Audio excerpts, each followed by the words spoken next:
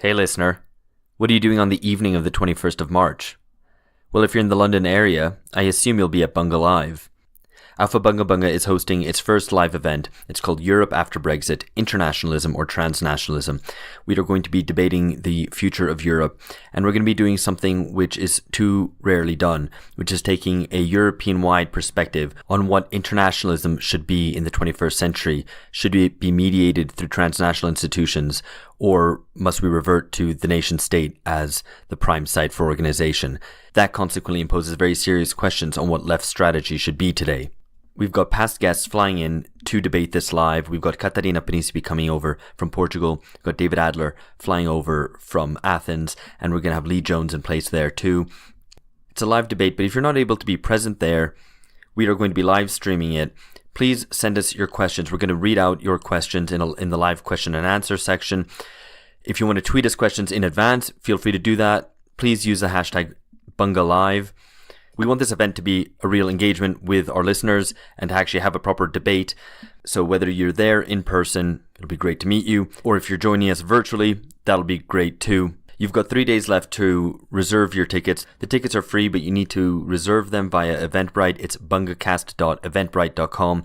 The link is also in the show notes. All the information is on our Facebook page, Twitter, and so on and so on and so on. All right, on with the show. Look forward to seeing you all on Thursday.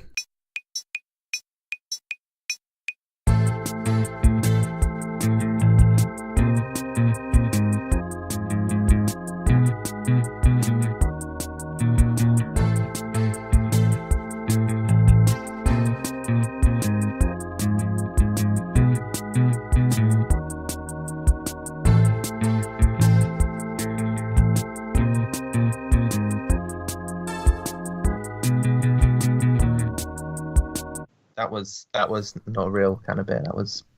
All right, this is Alpha Bunga Bunga. I'm Alex Hochuli. Today, Alpha Bunga Bunga is myself, George Hoare in London, Phil Cunliffe in Canterbury, Ben Fogel in Brazil, and we are delighted to welcome James Meadway, who's an economist and was the former economic advisor to the Shadow Chancellor of the Exchequer in Britain, John Mcdonald, until about 2 weeks ago, he's just told us. And now he's currently working on a book on how to make the economy work for the many, not the few. So just full disclosure, we're actually recording this at quite a critical and uncertain moment in British politics. The night of the 12th of March, about an hour after Theresa May's Brexit plan was defeated by 149 votes, one of the largest of any British government. So maybe let's start there, James. Sure. What's your hot take on that?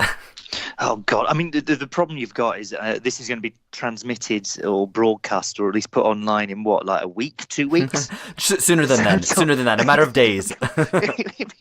Well, even a matter of days. I mean, you might have seen that Theresa May has just scheduled she said she would, two further votes tomorrow and the day after, which is one on a no deal Brexit and whether the House of Commons supports leaving without a deal, and another on asking the EU for an extension to Article 50. So there's a great deal of uncertainty attached to all of this now. I mean, I suspect the votes probably more predictable than some have been, those two, but I really wouldn't want to see it doing a hot take that will be immediately like lukewarm at best by the time anyone gets to hear it. Tepid take, yeah.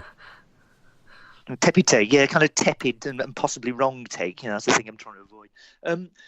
I mean, God, there was talk about Theresa May. There is already talk about Theresa May going for a third vote. A third vote on her deal would be very, very hard to justify. You'd probably have to ask for an extension at the very least just to create the parliamentary time to do it. But that would kind of rule out actually the merit of doing a third vote, which is to try and frighten the hell out of everyone with the prospect of leaving without a deal. I mean, that was kind of her entire strategy, was just to run down the clock and hope everyone got scared enough about actually leaving without a deal that they'd vote in favour of a deal just to avoid that prospect. Now what's actually happened is that plan appears to have gone pear-shaped, because she's got to the point of having to go back to Parliament and ask whether they will rule out a no-deal Brexit or not. And I think it's presumably the case that Parliament will rule out a no-deal Brexit, which sort of, in theory, deprives that threat of any actual bite. Right, and I think we'll end up touching more on Brexit, and so as to avoid any kind of immediate takes, which will be proved wrong, we'll have a more in-depth discussion very shortly. But before we get to that, I'm going to bring in Ben right now. So let's begin with a little bit of short biography. How did you get involved in John Mcdonald's team? And can you give us a bit of a account of what your experience was there, what it was like to be in such historic moments as the chicken coup, the rise of Owen Smith, remember him, and then, of course, the unexpected general election results? Well, I was prior to, I mean, this is going back a few years now. It seems really quite a lot longer. Going back three and a bit years. So prior to Jeremy Corbyn getting elected leader of the Labour Party in later September 2015, I was chief economist at the New Economics Foundation, and I've been working there for about 5 years. Which is a sort of usually describes itself as Britain's leading independent, for which read, kind of left-wing think tank. So I was already working on really developing alternatives to neoliberalism in one form or another. All of which most of which prior to Jeremy getting elected, and prior to that sort of extraordinary summer of 2015 when it became clear that he could get elected. Much of which had a kind of, it wasn't an air of unreality, but you felt like you were describing something that could happen in the future, and possibly a long way into the future. You were talking about something that might exist, which is this sort of hypothetical government of the left that could do these things. And you're trying to sort of argue that actually, the what the left is saying, in particular, the arguments against austerity, which the government of David Cameron and George Osborne and even the Lib Dems, Nick Clegg and that crowd, if anybody remembers any of these people by this point, were pushing for. So this was very, very brutal spending cuts, the worst spending cuts in Britain since public spending cuts since, usually you'd say the 1930s or thereabouts. So arguments against that, arguments for alternatives to neoliberalism, to the process of privatisation, dragging the market into every part of life, that sort of thing. And of course, the rejection of that, and in particular the rejection of the idea that the Labour Party had to go along with all this, is what drove Jeremy getting elected in September 2015 in the first place, with this surge that seemed, if you were sitting in the middle of British politics, if you were sitting in Westminster, seemed to be utterly incomprehensible and come out of nowhere. It happened really because there was a change to the electoral system as to how Labour would elect its leaders. I think this is dates from 2014. The thinking was that if you sort of flung open the doors, if you allowed people to sign up to be a member or at least a voter in the leadership election to be leader of the Labour Party, if you allowed people to sign up with just by paying £3, then, and this was the sort of Blairite calculation, then because everybody else out there is also a Blairite, like the British public is crying out for a really right-wing leader of the Labour Party, they'd pay their £3, sign up in droves and drown out the left. So this was a cunning plan to get rid of the left forevermore, which obviously went spectacularly badly wrong on the simple basis that it didn't go so wrong. We have the independent group now. I mean, I see. Success. Right? Yeah. No. In a certain sense, yes. I mean, if you took a very, very long view and decided that having the independent group was a world historic breakthrough for Blairism and neoliberal politics, then yes, you could say that. In practice, what happened was basically a whole load of people who had been pretty well excluded from Labour Party politics for a very long period of time, in one form or another, made very clear that anybody, somewhat to the left of Tony Blair or Gordon Brown would be not welcome in the Labour Party and tolerated as a nuisance at best, as were Jeremy and John as backbench MPs. They were sort of treated as somewhere between a pet and a nuisance. I mean, that's roughly how the sort of Blairite centre of the party treated them. That everybody on the left suddenly realised that, yes, they probably could actually, if Jeremy Corbyn was going to stand, they could pay £3 to end neoliberalism, right, which is a pretty good deal. I mean, it's the sort of thing people pay maybe £5 or £10 for, right? This is like, it's so of course everybody signed up who thought they were in the shout of voting for him, and that helped propel the momentum, small m, of Jeremy getting elected. He immediately appointed John, his sort of closest, probably his closest collaborator in politics, I'd say, in British politics. They'd worked together as backbench MPs on every single campaign going on the left for 20 odd years by that point. And John then asked me to come and work for him as an advisor. So that was the challenge of working out what, never mind the sort of hypothetical, what a future left government could do if it wasn't neoliberal. There's a slightly more practical, immediate thing of how do you respond to what this government was doing at the time with austerity and all the rest of it, and how do you devise an alternative programme. So that's really what I was doing for 3 years or so. And I think with I mean, obviously this is very largely due, obviously it's due to John's own sort of personal talents as Shadow Chancellor, a role I think he's done exceptionally well, and that has helped drive through, along with the movement, along with the shadow cabinet support, the fact that Jeremy's good at articulating an alternative vision of what society might be like, along with all those hundreds, thousands of Labour members. You can see how this has turned into a plausible programme of government that codified really in the manifesto of the 2017 general election, which was, as people know the story, was leaked. The Shadow Treasury team was briefly blamed for this in a sort of cunning Machiavellian ploy to try and build support for the thing. But I can safely say it wasn't part of any grand plot. The draft of the manifesto was leaked prior to the election. This was a big list of what I'll call a kind of social democratic program of how you might run the country. So it was going to, reverse or correct some of the historic mistakes in terms of privatisation in the 80s and 90s of railway, of water, of energy. It was going to increase taxes for the top 5%. This is breaking this unwritten rule in British politics. You never talk about tax rises for anybody at all, ever. And it was going to do things like introduce or reintroduce free education, removed under a Labour government, under Tony Blair's government in 1998, and we were going to bring that back in and bring it back in for everyone. So you'd no longer have to pay the £9,000 a year to go to university. So it was quite a bolt from the blue and a popular document. Yeah, so just a bit of a question. Sorry, it's George here. Yeah, just a bit of a question, I guess, about how was this received within the Labour Party? This kind of set of policies that you and John Mcdonald were working towards. Was it seen sympathetically, or not quite so? The challenge was convincing people, because you're doing something that hadn't been done for a while, and there was a sort of weird received wisdom that basically. And this was the secret, I think, of that kind of centrist argument. And ultimately, it fell down to a real pessimism about what was possible and what people might accept.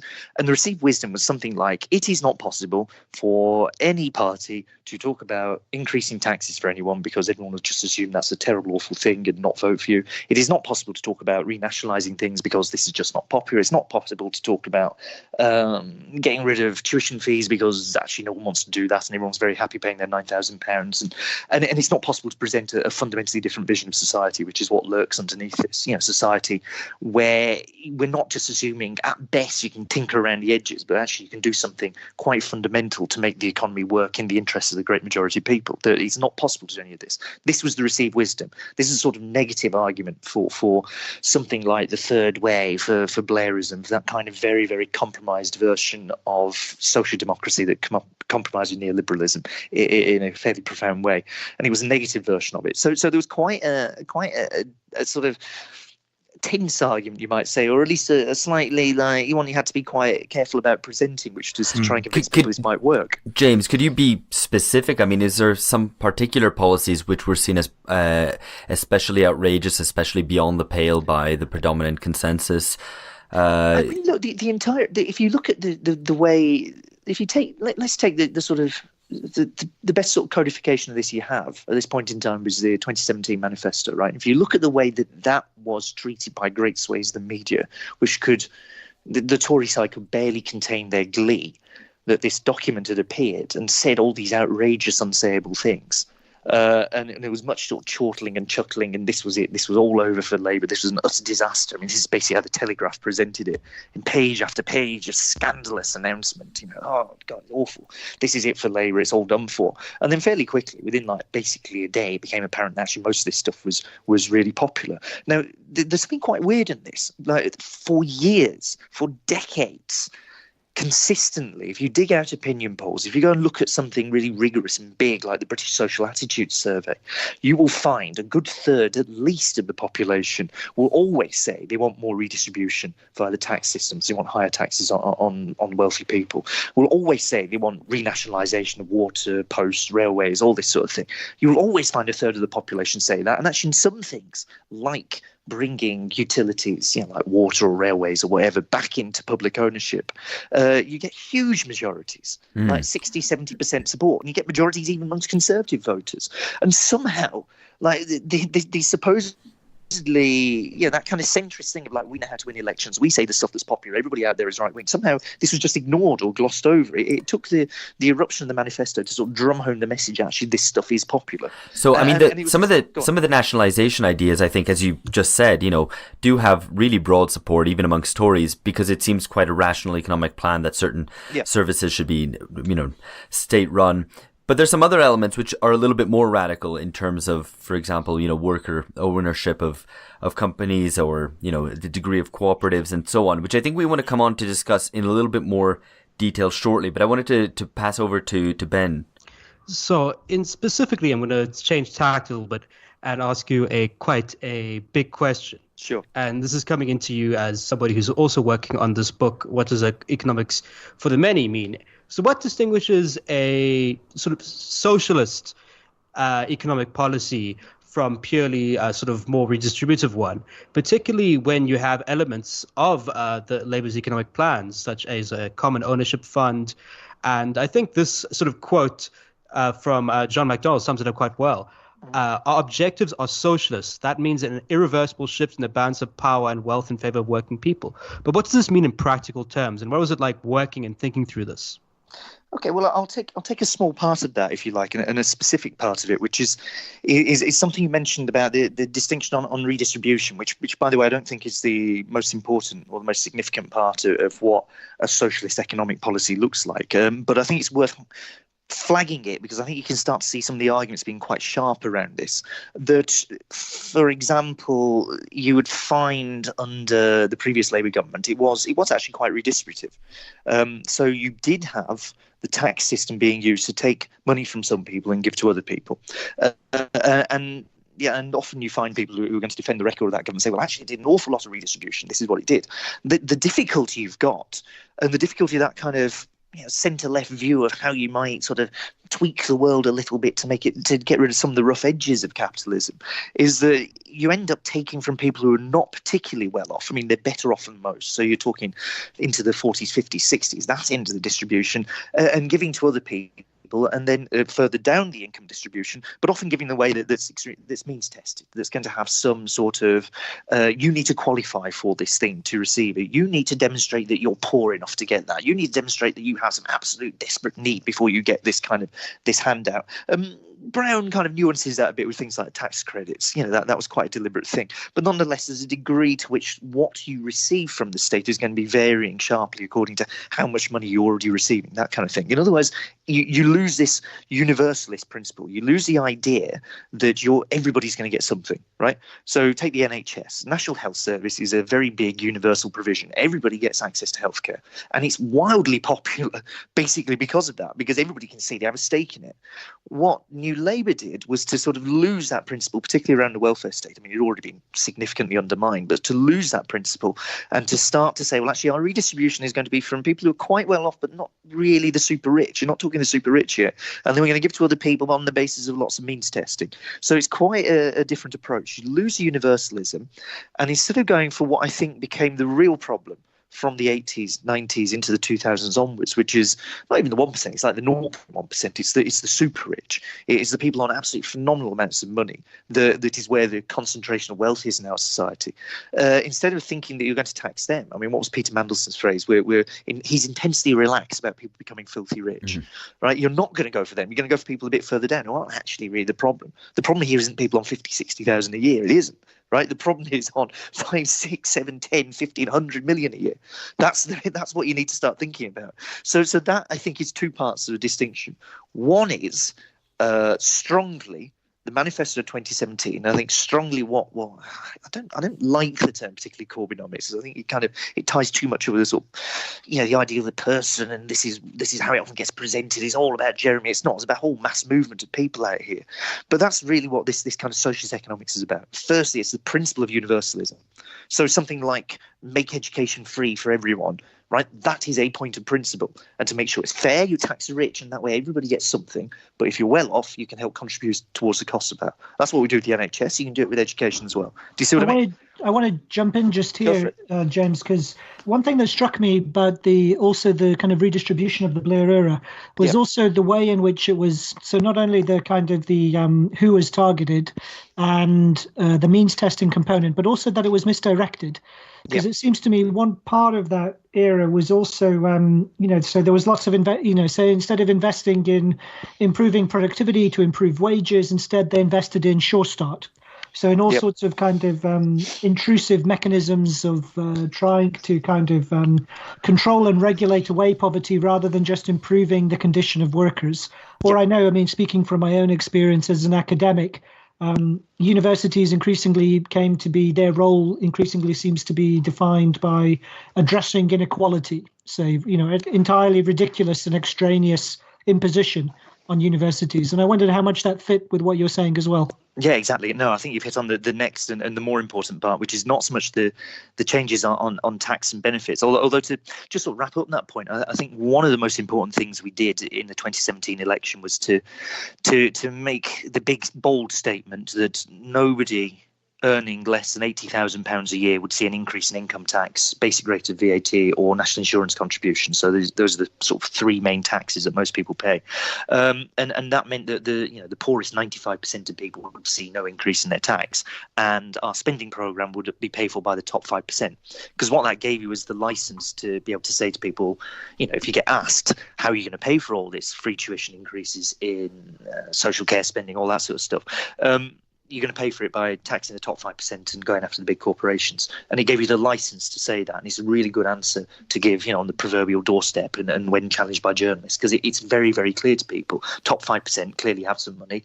That's who's going to pay for all this new spending. It gives you the license to sort of make that big claim, which is quite a breach with this sort of, sort of centre-left way of thinking about it, where you try and say, well, actually, we're going to have to chase people a bit further down the income scale. It's like, no, we're going to go for the people at the top. We think it's fair that they're going to pay a bit more.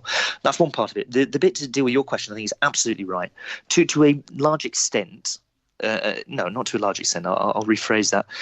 The main part of what we're doing, the main part of what I think is important here is not to say, okay, here's the economy chugging along and it has some problems, so here comes the government to redistribute some money around the place to iron out those problems.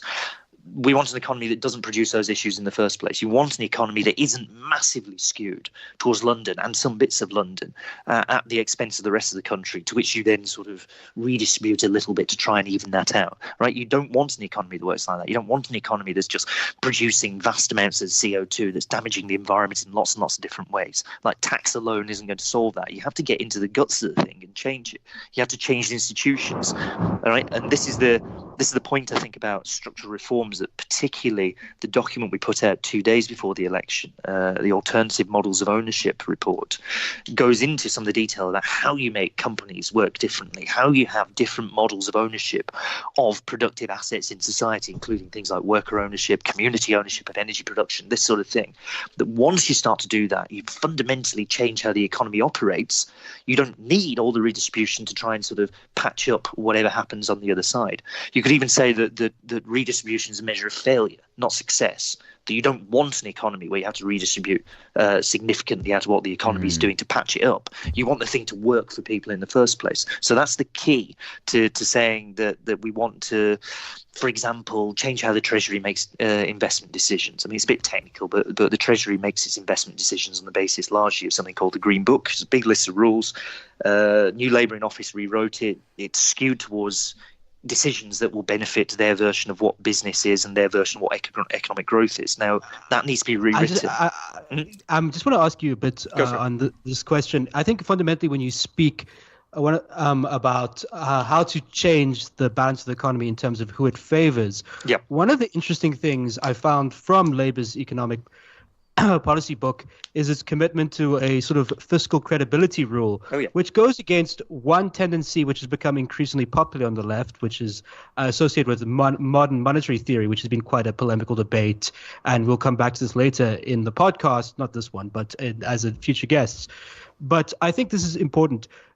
And I'm going to ask you a twofold question. Why should the left commit itself to fiscal responsibility, which might be imposed on it by the international economic order? And secondly, how do we view taxation instead of just a means, as we've spoken before, about balancing things around and making sure that, the well-off help the poorer, in terms into a fundamental more method of class struggle, how to fundamentally rebalance the economy in the interests of that weakens those who control the means of production, the 0.01% who have been benefiting since the global recession. And well, look, I'd view the fiscal credibility rule, which we announced, and John announced back in March 2016. This is in summary, the idea that the government would look to get rid of the deficit, the gap between what it gets on taxes and what it spends on day-to-day spending, on current spending, so-called, over the course of 5 years. It would target removing that deficit, but would be allowed almost free rein, to carry on investing in things that will that are productive, capital spending of various sorts, with that including things like new infrastructure, new public transport, research spending, lots and lots of things bracketed under that. The reason we do that is not out of some sort of commitment to the abstract desire to get rid of the deficit or whatever. It is important to do this, but the reason it's important is the kind of political economy argument. I think the reason you do it is that you want to lock in place what you're doing and saying on the macroeconomy, in other words, on the big picture issues, on how the government's fiscal balance looks, what kind of fiscal position it's going to be in, and you want to lock that in place because you want to be a transformational government. You lock it in place and you build this thing into the Treasury's thinking and you fix it there, and you keep governments consistently holding to these sets of rules because it gives you the firm, stable point in which you can organise and reorganise and change lots and lots of other things. So in other words, you kind of bolt this thing in place, and the fact you have that stable point allows you to then go and make radical changes elsewhere. Now, more fundamentally, I think there's a need for the left to get out of the idea that radicalism depends on just saying the government's going to spend more money. Yes, we will spend more money, right? The 2017 manifesto had about 48 billion, more than 48 billion of additional spending. Of course, you're going to spend more money because we're going to end austerity. The really difficult thing, doesn't this also fit in with a political argument? I mean, of course, it's the old sort of common sense of neoliberalism that a government can't spend more than it gets in, like a household. But part of what you're saying now is that if we rebalance the rules, we can bring in a lot more. What I'm saying is that, I mean, look, neoliberal governments rarely have bothered that much about the deficit. Look what Reagan did. The first neoliberal government properly in the US, deficits ballooned. So the idea that neoliberalism is about getting rid of the debt or the deficit, whatever, it's for the birds. We at the minute have a neoliberal government that is committed to doing this as part of its extension of neoliberalism, if you like. But there's no necessary connection between the two. As I said, what you want to happen is that you need some stable point. You need your macroeconomic position, your big picture position of the government to be as boring as possible. You need it to be absolutely locked and fixed in place so that you can then go off and make all the other changes that you want to make. And if you're serious about transforming this economy, the real radical argument isn't, well, hey, let's have more government spending. Yes, we will have more government spending, and yes, there will be taxes to pay for it. Yes, we will do that. But the real radical argument is, how do you change how the economy operates in a fundamental way? In other words, it's not about taxation. It's not about spending. It's about changing institutions and building new institutions. And it's about changing ownership and control of how the economy operates. So in other words, that does include things like, public ownership and nationalisation or renationalisation of the post office, the railways, that sort of thing. It also includes something that I think you were talking about earlier, moves towards worker ownership of major corporations. So the Inclusive Ownership Fund, for example, this fund that over time will take an increasingly large share, up to 10% of large companies in Britain. So that is how you start to rewrite the rules of the economy, change the institutions.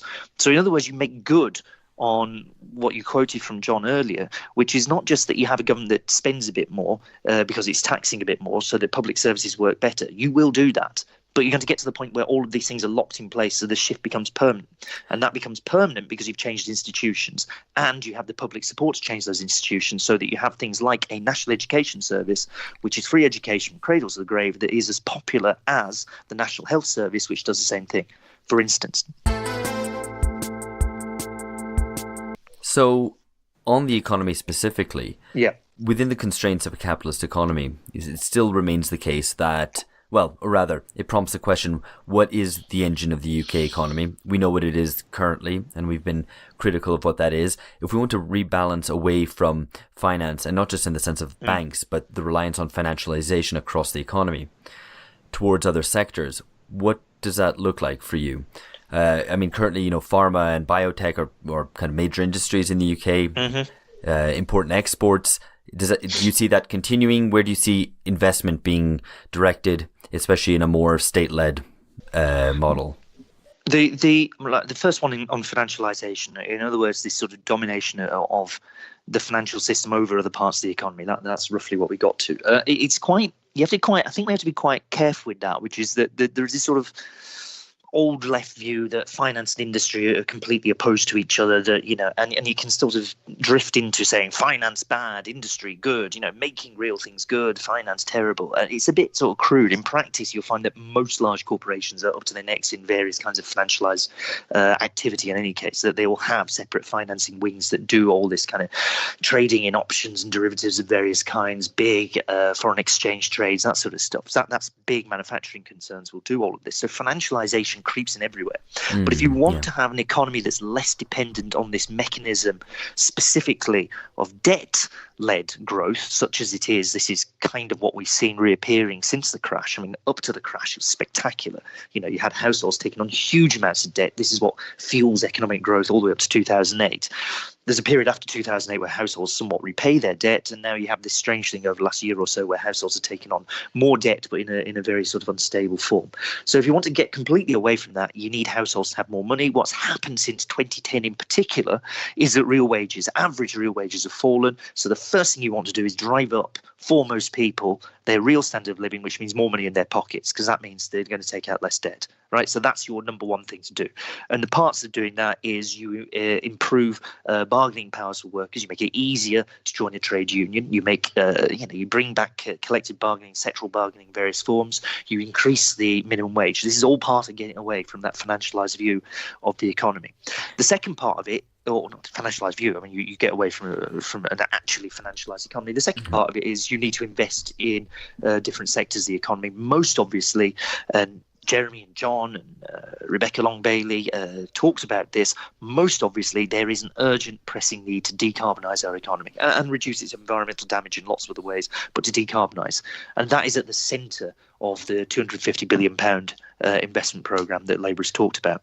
So I wanted to ask you a bit about this because, again, this is something which has got a lot of traction at the moment, is the Green New Deal, not least with how Alexandria Ocasio-Cortez in the States has made it a major plank for her platform and is very directly associated with her as well. I suppose my concern is when I hear Green New Deal, what isn't associated with it, but I think should be, is you have a massive expansion of the state. And it's also something which is deeply tied up with the welfare warfare model of the mid-20th century. And I mean, the New Deal in the US kind of rolled right over into the Second World War. And it was the Second World War that effectively solved all the economic problems of the US. So I get suspicious when I hear something stretching from the Second World War being offered as a model for us at the moment.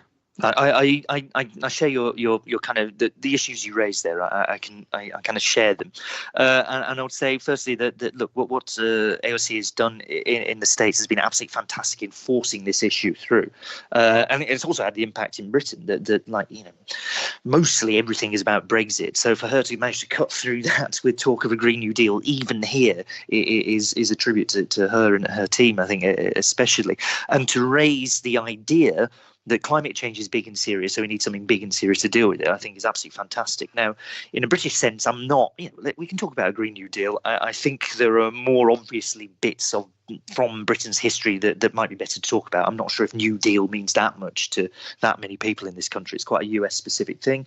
John and Rebecca Long-Bailey have been talking about the green industrial revolution, and perhaps that's going to have more bite in terms of what we're doing.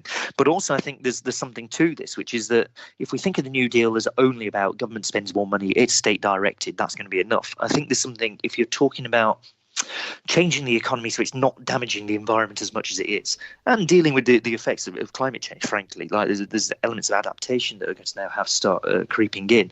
This isn't just government's going to spend some money that's going to solve things. That's going to have to be part of it. You know, for example, there's Labour's announcement on creating many hundreds of thousands of jobs. Mostly that's, or a large part of that is going to be through retrofitting houses. So you can employ tens, hundreds of thousands of people to do this. It's very labour intensive, but you go to everybody's house and you put in insulation in their loft, so they save in their energy bills, they reduce their energy consumption, and this is a very, very big step towards decarbonising the economy. It reduces your energy demand. Okay, that's but being in state direction. You're losing me now. When you start talking about loft insulation and all this, that doesn't seem to me like kind of a grand vision for restructuring. Exactly. I mean, but surely the issue is just, like all you need is nuclear power, right? Loads and loads of nuclear power, and that solves the problems of a carbon economy. Well, exactly, and I think you touched on the other thing. Firstly, the environmental problem isn't just carbon, right? This is biodiversity loss. This is you can rattle through any number of appalling things that are happening to the environment at this point in time. So even if you just chase after, let's get rid of greenhouse gas emissions, you don't resolve all the other things that are happening. The second part is, some of this isn't going to come through the states, right? It can't come through the states, largely because, take an example, Britain is particularly well suited to a big shift towards renewable energy in the form of wind power. We live in a kind of wet, windy island, broadly speaking. There's a huge natural resource there, but to access that wind power, you can't just build one really big wind turbine and then run pylons and electricity lines out of it like you can do with a nuclear power plant or a coal power plant. You have to go where the wind is. Often that means going to windswept and quite beautiful parts of the country where people, not unreasonably, think that they don't really want a whacking great wind farm built that obscures their view and messes up that particular part of the environment. And it's not unreasonable to think that. And they will have that objection whether that wind farm is privately owned or publicly owned, right? So if you want to overcome that objection, the clear thing to do is give people ownership over the wind farm that's going to be there and generating that electricity. This is what happens in Denmark, where you have, it's got 100,000 people involved, more than that. It's 100,000 community wind farms that are owned by local communities. There's similar things happening in Germany. If you want to make a big shift rapidly to decarbonise, you're going to have to change how those renewable energy assets are owned, right? So this is where the two things fit together. Now, this gets you out of just being state-led. The state's there to encourage this, but it's not going to happen on the ground in quite the same way. So because you shifted the form of ownership to make it happen faster. So that's kind of one example of that. You can think of others. You can think of automation of farming. The increased use of automation in farming points the way that you can reduce use of fertilizer, basically because you can monitor soil use and how plants are growing much more effectively if you have lots and lots of sensors doing this and drones monitoring and all the rest of it, right? That isn't necessarily something that the government can do very quickly and easily, because you're going to have to get farmers to do it. You're going to have to sort of change all sorts of things there. So once you start to package all of this up, I share your concern that simply going, here's the government, it's going to do this thing, it's going to solve the problem. When you have a problem like the issue of the environment that is so widespread over every single part of the entire economy all at once and everything we do all the time, that you can't just go spend some money that's dealt with it. That isn't going to fix every single environmental problem we can think of. So you mentioned two issues, I suppose, which are pertinent both to what's happening at the moment in Parliament and also broadly to any future Corbyn or other left-wing government, which is, I suppose, Britain's place internationally with respect to global problems such as climate change and also agriculture. So we on the podcast, we've consistently spoken about the EU as being the enemy of any kind of left-wing government that would come to power. And I wondered if you could talk us a bit through what Labour's current position is in regards to Brexit and whether it was a mistake not to make a stronger case for Brexit. Not to make a stronger case when for Brexit? Well, should they have made a stronger case beforehand rather than making the case for to stay in the single market and have a customs union? No, the challenge on Brexit is the one that's defined what Labour's done throughout, which is that you have members that are not keen on Brexit for a variety of reasons, which are understandable in a whole load of different ways. In particular, the kind of the deal that Theresa May is offering and fortunately failing to get through Parliament. And I would say on that deal, it is hard to think of any deal that you would strike with the EU on trying to leave the EU that would actually be worse than the one she's managed to come up with. It sort of sacrifices absolutely everything that might be worthwhile for the sole aim, sole purpose of doing something that Theresa May is weirdly obsessed with throughout her entire, at least frontbench career, which is the issue of migration, in particular, stopping freedom of movement. I mean, that's basically what it does. It doesn't really do anything else for anybody at all. It imposes all sorts of costs. If you're thinking about what a future left-wing government might do or might not want to do, it leaves in place the restrictions on state aid and on competition policy. And these things are also written into the outline political declaration, which is, underrated, I suspect, as part of the issue that's attached to the withdrawal agreement that is mostly where the debate fixates. So it leaves all of that in place and arguably reinforces it. So this is an appallingly bad deal. So of course it's right to oppose this. And by the way, I'd say unambiguously, staying in the EU is better than Theresa May's deal. It is an absolute shocker, the sort of things they're trying to push you there. And there is no way any progressive could support it. Now, the challenge... Sorry. Go on. So yeah, just on this point. So, what resistance from the EU do you think that an economics for the many would face? Maybe you were just about to get onto this point. Well, the issue is, I mean, sometimes it's held up as like there is this absolute barrier. It is called EU. It makes everything you do impossible. It's not. That's not how it works, right? It does have a list of rules, broadly summarised as sort of state aid regulations, which define what governments can do in terms of, for example, subsidising industries and or potentially actually cutting taxes for to try and attract industries here, that sort of thing. It also has a whole load of rules around competition policy. The idea being that there should be a level playing field across Europe for all companies in Europe, and that starts to impose restrictions on what you might want to do in terms of not having a market that always determines how any particular sector of the economy works. That's putting it rather abstractly, but you can see, for instance, how some of the rulings around coming through around how railways are supposed to operate, this sort of thing, start to impose restrictions and start to impose barriers. Now, none of those barriers are completely insurmountable. It is a mistake to think that the EU is an absolute barrier to every single thing a progressive government ever would want to do. But those things can become restrictions of what a government might like to do, and it turns into an argument, a negotiation between yourself and the EU about what you can and can't do and what bits of your programme start to operate there. Much of Labour's programme, if you just take a sort of tax and spend point of view, tax and spend doesn't really touch on what the EU does at all. The more interesting parts around nationalisation and changing ownership and that sort of thing, and industrial strategy and regional assistance and setting up things like a regional development bank, arguably, and I must say this is just me offering my opinion at this point, arguably could start to interact and not helpfully interact with some parts of EU law. So that's where it comes in. But the critical issue to get across here is that there is no absolute hard and fast rule. Everything is political, right? So if you have a political movement and a government that wants to do things, it can do these things. Now, what's interesting on the EU side, and we'll see where this ends up going, is that in response to what has clearly been happening since 2008, which is broadly governments across the world starting to act in a much more strategic way in terms of their economy. In other words, they're dropping this kind of neoliberal thing of going, oh, well, there's a level playing field everywhere. We all do the same thing. We all accept the same rules. Actually have governments act very strategically and deliberately to support certain industries. China obviously has been doing this for a long period of time. You can see elements of this coming through in the China-US trade dispute. What you see brewing inside the EU is an argument from France and Germany, which remain the two most powerful states inside the EU, for changes to how their various state aid and competition laws operate, because they want to start offering assistance to particular companies and particular industries so they can take on competition elsewhere in the world. In other words, the big shift across the world economy is away from this kind of high point of neoliberalism, high point of globalization.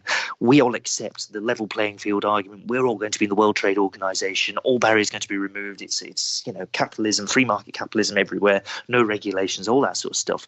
That is being ditched and being ditched at quite a rate. But it's being ditched by people like Macron as well. Yes, exactly. And so, but I mean, somebody who clearly has no democratic mandate. I mean, he's attempting to kind of reboot Blairism for France, and he has no kind of democratic mandate to carry through something in France, let alone across the European Union, for the kind of economic reorganization which you're describing. Yeah, exactly it. And that's where we have to get in. I mean, Trump is acting strategically, like very obviously, acting strategically and in an anti-neoliberal fashion when he tries to start a trade war with China. But that is a very, very clear anti-neoliberal thing that he's trying to do, because this is not accepting the kind of WTO framework of how you're supposed to operate with other countries. It's deliberately and aggressively targeting another country and its industries in a very strategic fashion, both on the kind of obvious price competition side, like whacking tariffs on steel and various consumer products, and also more subtly, but perhaps more importantly, on the kind of technology and control of technology side. So that's going on right now. Now, there is no sense at all that any progressive should support the Trump government, but that doesn't mean they're necessarily neoliberal. And I think one of the things, and this is where the new sort of arguments start to appear for the left, is that you have to learn to deal with governments that are not neoliberal, but they're in no sense progressive, right? Or they're just governments of the centre, like Macron, who is acting in part in a sort of anti-neoliberal direction, but it's the content of what he's trying to do and the way in which the state is being used that matters, not the mere fact that the state is being used. So that I think is where the arguments on the economy have shifted and are shifting and will continue to shift over the next few years.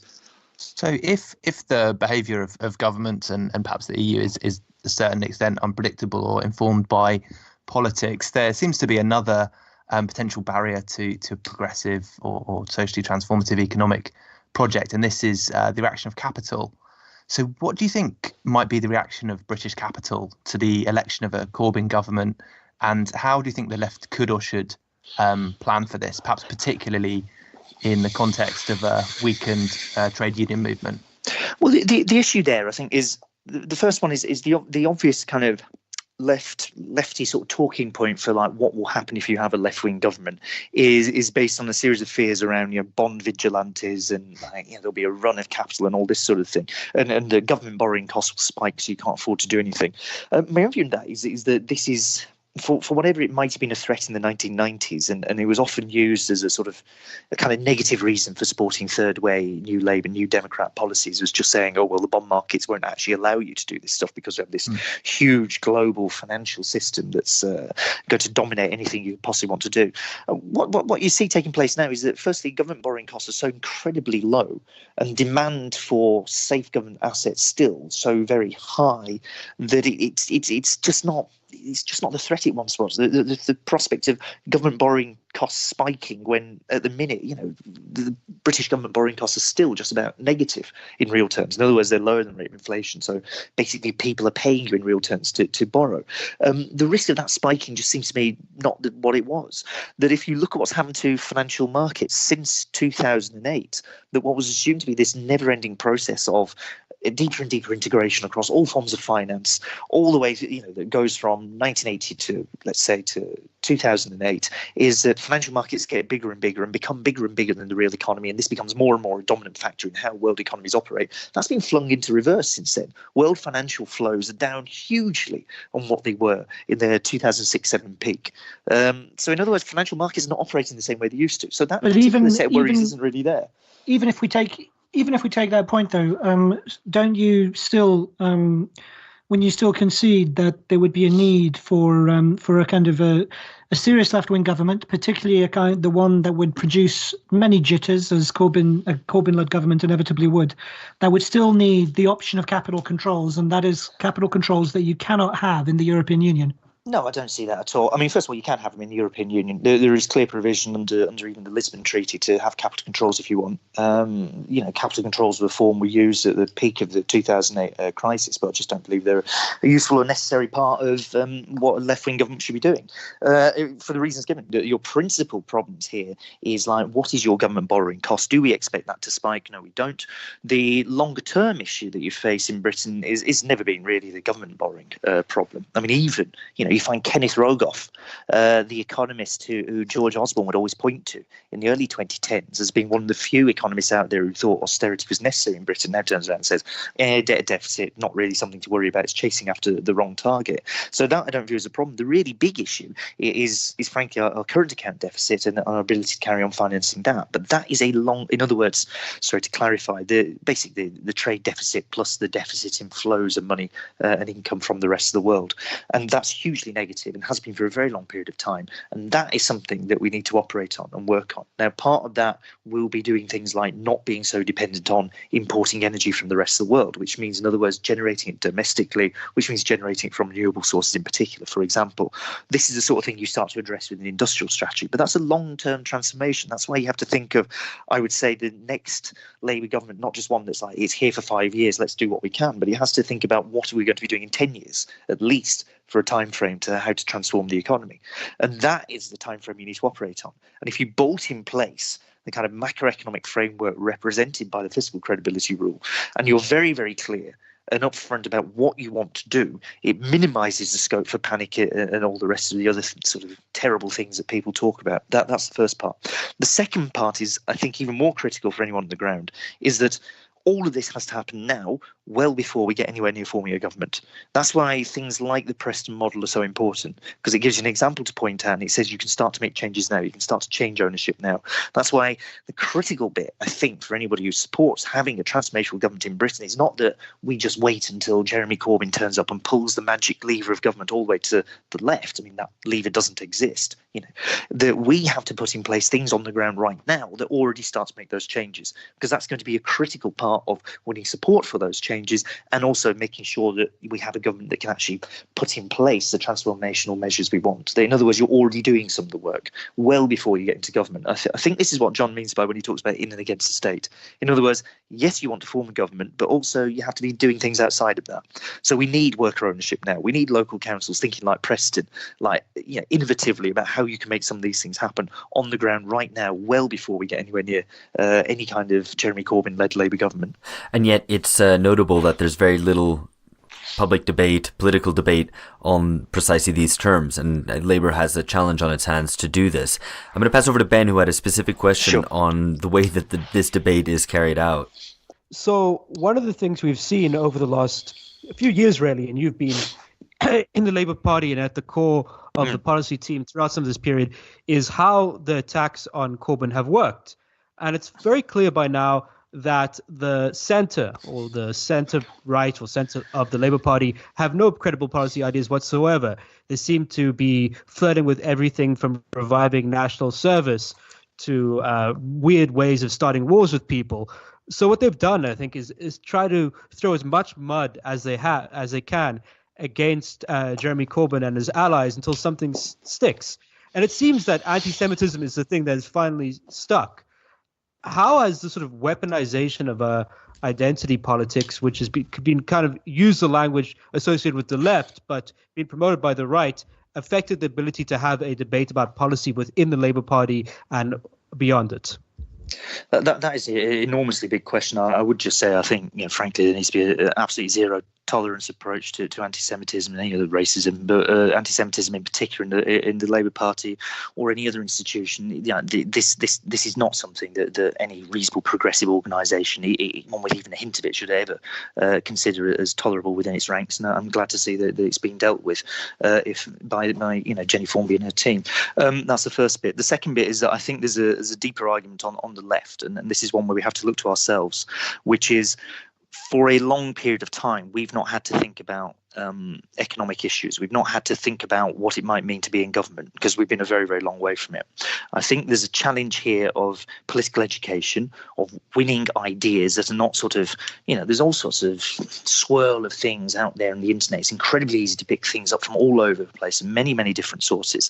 And I think it's imperative for anybody on the left to think through how we can get to the point where people are properly informed, where people have a reasonable argument, where people can understand what the issues are, that you don't go lurching off into either sort of conspiracy theorizing or, worse, at the far end of it, which is this sort of anti-Semitic conspiracy theories. And I do think there's an issue there for the left to think through that, which means there's a process of political education and how you deal with this.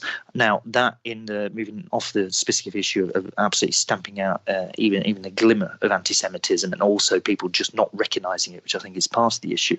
Moving away from that and onto what does political education look like, I think some of that is, it would be essential to have debates about economics and about economic policy that are informed and structured and taking place right the way across the country. I think this is part of, if you like, winning before you win. This is part of the process of how you get an actual transformational government in Britain, that you have a large number of people who know what the economics arguments are, who can debate what we might want to do in government, and also, I think, have a kind of informed imagination about what to do next. And if we look at the 2017 manifesto, this is a good starting point. It gets us out the door. It says some useful, important things.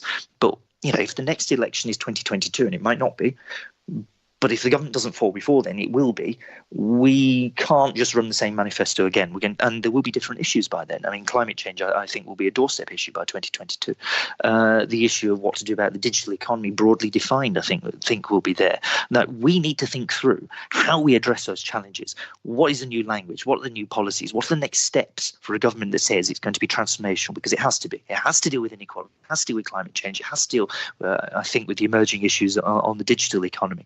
If it's going to be transformational, we need people with the kind of informed imagination to think through what that might mean.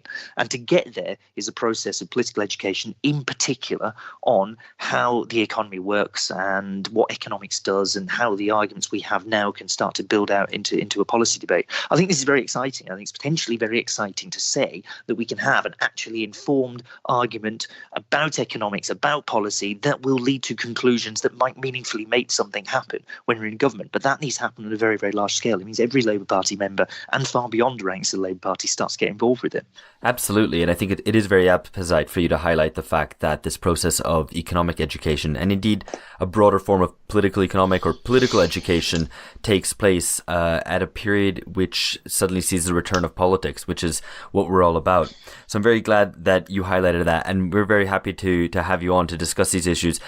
We're obviously entering a period which is particularly turbulent in British politics, and so we would love to have you back on at some point very soon, depending on how things develop. Thank you very much, James. No, thank you.